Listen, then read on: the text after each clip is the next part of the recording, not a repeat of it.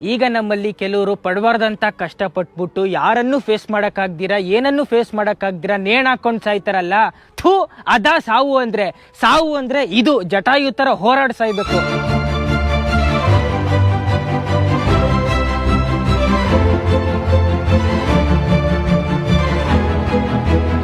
ನಿಮ್ಗೆಲ್ಲ ಗೊತ್ತಿರೋ ಹಾಗೆ ರಾಮ ಮತ್ತೆ ರಾಮನ್ ಫ್ಯಾಮಿಲಿ 14 ವರ್ಷ ವನವಾಸ ಅನುಭವಿಸಿದ್ರು. ಆ ವನವಾಸದ ಟೈಮಲ್ಲಿ ಸೀತೆ ಆ ಮಾಯಾಮೃಗನ ನೋಡಿದ್ದು, ಆ ಮಾಯಾಮೃಗ ಬೇಕು ಅಂತ ರಾಮನ್ಗೆ ಹೇಳಿದ್ದು, ರಾಮ ಲಕ್ಷ್ಮಣ ಅದನ್ನ ತರಕ್ ಹೋಗಿದ್ದು.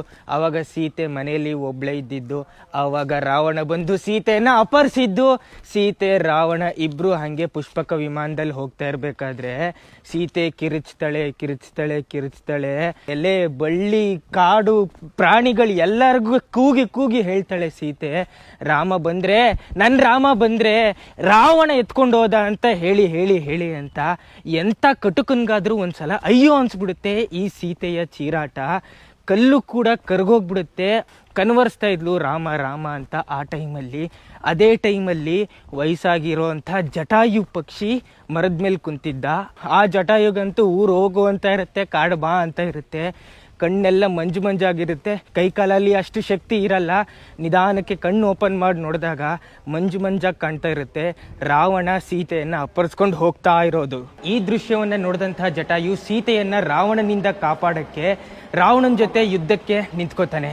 ಅಲ್ಲ, ರಾವಣನ ವಿರುದ್ಧ ಏನಾದ್ರೂ ಯುದ್ಧ ಆಡೋದು ಅದೇನು ಚಿಕ್ಕ ವಿಷಯ ಅಲ್ಲ. ಯಾಕಂದ್ರೆ ರಾವಣ ಸಕಲ ಕಲಾ ವಲ್ಲಭ. ಬಾಹುಬಲದಿಂದ ಬಲಾಢ್ಯನಾದಂತಹ ರಾವಣನ ವಿರುದ್ಧ ಯಾವುದೋ ವೃದ್ಧ ಪಕ್ಷಿ ಯುದ್ಧ ಮಾಡೋದಂದ್ರೆ ಅದೇನ್ ಚಿಕ್ಕ ವಿಷಯ ಅಲ್ವೇ ಅಲ್ಲ. ಜಟಾಯು ಗಟ್ಟಿ ಧ್ವನಿಯಲ್ಲಿ ರಾವಣನ್ಗೆ ಹೇಳ್ತಾನೆ, ಸೀತಾಮಾತೆಯನ್ನ ಬಿಟ್ಬಿಡು, ರಾಮನ್ ವಿರುದ್ಧ ಯುದ್ಧ ಮಾಡಿ ಗೆಲ್ಲು ಅಂತ. ಆದ್ರೆ ಇದ್ ಯಾವ್ದನ್ನು ಕೇಳಿಸ್ಕೊಳ್ದ ರಾವಣ ಸೀದಾ ಅವನ ಬಾಣ ಬಿಡ್ತಾನೆ ಜಟಾಯು ಮೇಲೆ. ರಾವಣನ ಬಾಣ ಜಟಾಯುವಿನ ದೇಹವನ್ನ ಹೊಕ್ಕುತ್ತೆ. ಜಟಾಯುವಿನ ಆ ಗಟ್ಟಿ ಕೊಕ್ಕಿನಿಂದ ರಾವಣನ ವಿರುದ್ಧ ಹೋರಾಡಕ್ಕೆ ಶುರು ಹಚ್ಕೊಂತಾನೆ.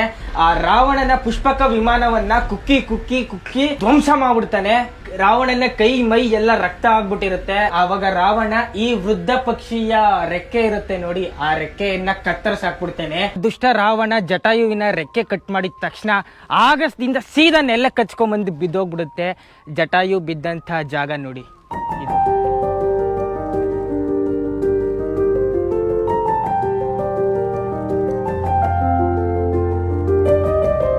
ರಾವಣಂಗೆ ಸಾಕಾಗಿ ಹೋಗೋಯ್ತು. ಜಟಾಯು ಕೈಯಿಂದ ತಪ್ಪಿಸ್ಕೊಂಡ್ರೆ ಸಾಕು ಅನ್ಕೊಂಡು ರಾವಣನ ಹತ್ರ ಇದ್ದಂತಹ ಅತ್ಯಂತ ಶಕ್ತಿಶಾಲಿಯಾದಂತಹ ಚಂದ್ರಹಾಸಂನ ಕತ್ತಿಯಿಂದ ಜಟಾಯುವಿನ ಒಂದು ರೆಕ್ಕೆಯನ್ನ ಕತ್ತರಿಸಿ ಹಾಕ್ಬಿಡ್ತಾನೆ. ಜಟಾಯು ಆಗಸದಿಂದ ಇದೇ ಬೆಟ್ಟಕ್ಕೆ ಅಪ್ಪಳಿಸ್ತಾನೆ. ಜಟಾಯು ಕಂಡ್ರೆ ನಿಜವಾದ ಹೋರಾಟಗಾರ.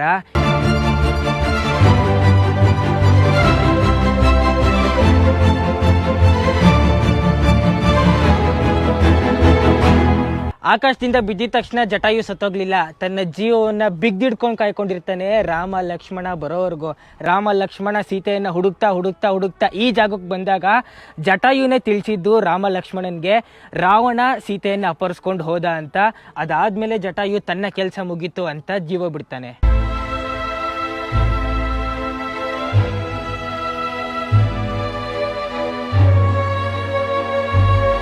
ಹೀಗೆ ತೀರ್ಕೊಂಡಂತಹ ಜಟಾಯುವಿನ ಅಂತ್ಯ ಸಂಸ್ಕಾರ ಅಲ್ಲಿದ್ದಂತಹ ರಾಮ ಲಕ್ಷ್ಮಣರೇ ನೆರವೇರಿಸ್ತಾರೆ. ಮತ್ತೆ ರಾಮ ಆ ಟೈಮಲ್ಲಿ ಇಲ್ಲಿಗೆ ಬಂದಾಗ ರಾಮನ ಫುಟ್ ಪ್ರಿಂಟ್ಸ್ ನೋಡಿ ಇಲ್ಲಿದೆ.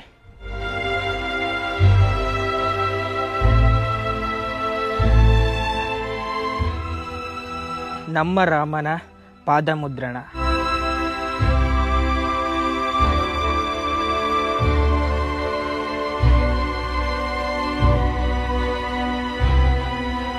ಇಡೀ ವರ್ಲ್ಡ್ ಅಲ್ಲೇ ಅತಿ ದೊಡ್ಡ ಪಕ್ಷಿಯ ಸ್ಕಲ್ಪ್ಚರ್ ಇದು.